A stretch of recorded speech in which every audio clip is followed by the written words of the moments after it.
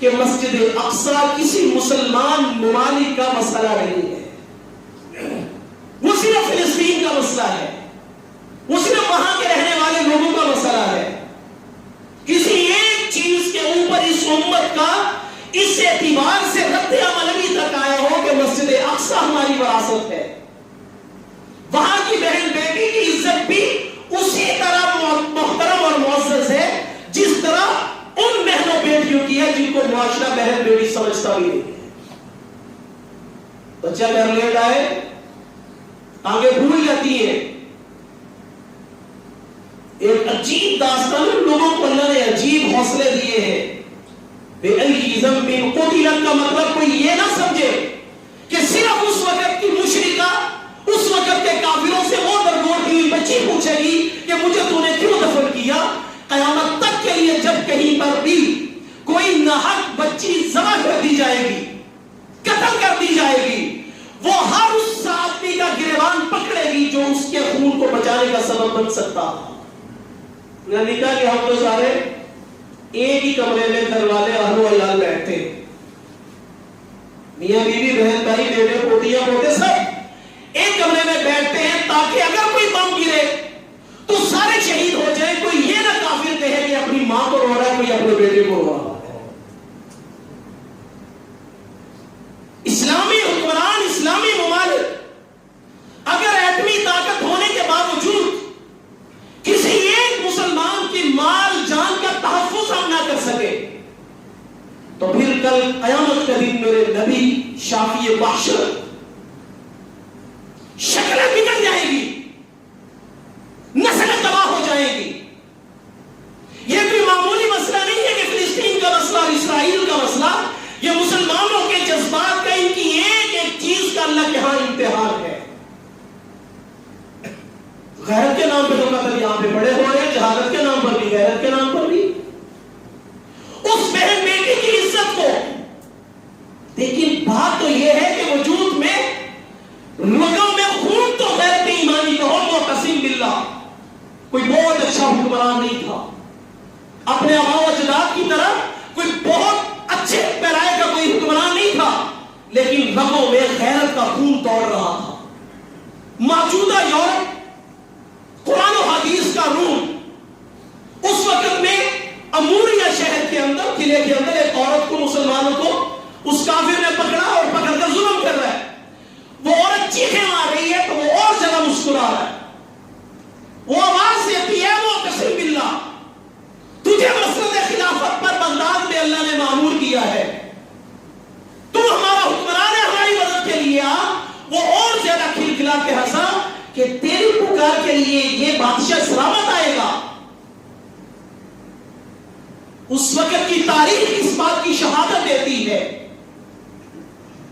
کہ معتصم کو کسی قاصد کے ذریعے سے یہ پیغام پہنچا، کہاں بغداد اور کہاں وہ روم، پیغام پہنچا کہ ایسے کافروں نے کیا ہے۔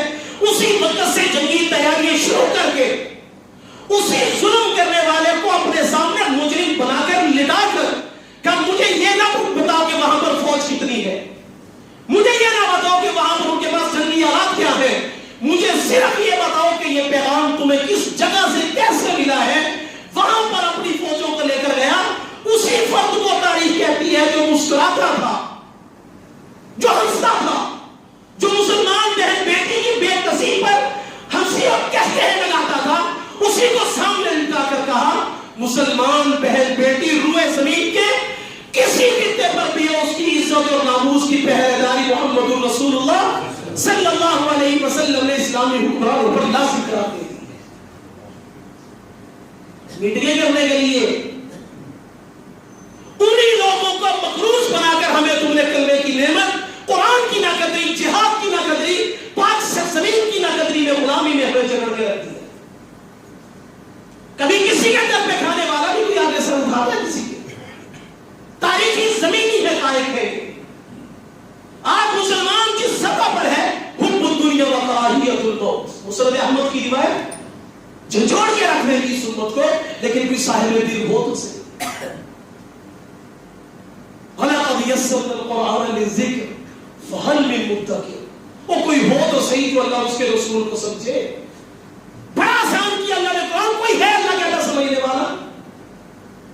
مسند احمد کی روایت میں آپ نے ثوبان رضی اللہ تعالیٰ موجود ہے. ایک عجیب سا ان الفاظ کے اندر درد اور کیفیت ہے, اور وہ نبی یہ بات ارشاد فرمانے لگے ہیں جو 313 کے ساتھ اس طرح غالب آئے کہ قیامت تک کے لیے قرآن کریم میں فتح کے ڈنکے بچے. کہا ثوبان کی فانتا, تمہاری اس وقت کیا حالت ہوگی جب ساری باطل قوتیں تمہارے اوپر ایسے ٹوٹ پڑے گی جس طرح تم کھانے کے پیالے پر ٹوٹتے ہو. سوال کیا رسول اللہ کیا اس وقت تعداد میں ہم تھوڑے ہوں گے؟ ہم نے فرمایا نہیں, تعداد میں تم بہت زیادہ ہوگی. تعداد تمہاری, اب اگر میں یوں کمپیئر کروں 1.5 ارب مسلمان پلس اس کے حکمران پلس اس میں ہر ملک کی فوج اور اس میں ایٹمی طاقت پاکستان اور 80 لاکھ یہود پہ محبوب, 80 لاکھ بمقابلہ 1.5 ارب. حدیث طیبہ سمجھا رہا ہوں, 80 لاکھ یہودی ہیں جو مسلمانوں کو قتل ذبح اور ان پر ظلم و ستم کر رہے ہیں, اور 1.5 ارب کے قریب اس وقت روئے زمین پر مسلمان ہیں. یا رسول اللہ تعداد میں تھوڑے ہوں گے؟ تمام میں تعداد تمہاری بہت زیادہ ہوگی, لیکن تمہاری وقت ایسے ہوگی جیسے سیلاب کے اوپر جھاگ کی ہوتی ہے. کہ رسول اللہ ایسا کب ہوگا؟ آپ نے فرمایا حب الدنیا و کراہیت الموت. ایک روایت مشکاہ شریف کی مسند احمد کی ثوبان رضی اللہ تعالیٰ عنہ سے آپ نے فرمایا سارا کچھ اس وقت ہوگا جب تمہارے دل میں دنیا کی محبت آ جائے گی اور جہاد تم کو اچھا نہیں لگے گا. ایک محمد بن قاسم کی للکار پورے سندھ کو ہلا کے رکھ دیتی ہے, ایک مسلمان مجاہد کا نعرہ تکبیر کفر کی دراروں کو ہلا کے رکھ دیتا ہے. اللہ تبارک و تعالیٰ اس امت کے نوجوانوں کو, ہمارے حکمرانوں کو, ہمارے تمام قسم کے افراد کو, ہر شعبہ زندگی سے تعلق رکھنے والے لوگوں کو اسلام کے حقیقی احکام اور بالخصوص اس وقت کا تقاضا زبانی جہاد, عملی جہاد, تقریری جہاد, تحریری جہاد, لسانی جہاد, ہر ایک اعتبار سے ان کی مدد کرنا یہ جہاد کی اقسام میں شامل ہے. اللہ تبارک و تعالیٰ ان کی مدد فرمائے, ان کی نصرت فرمائے, ہمیں اپنی ذمہ داری کو سمجھنے کی توفیق عطا فرمائے. وآخر دعوانا الحمدللہ رب العالمین.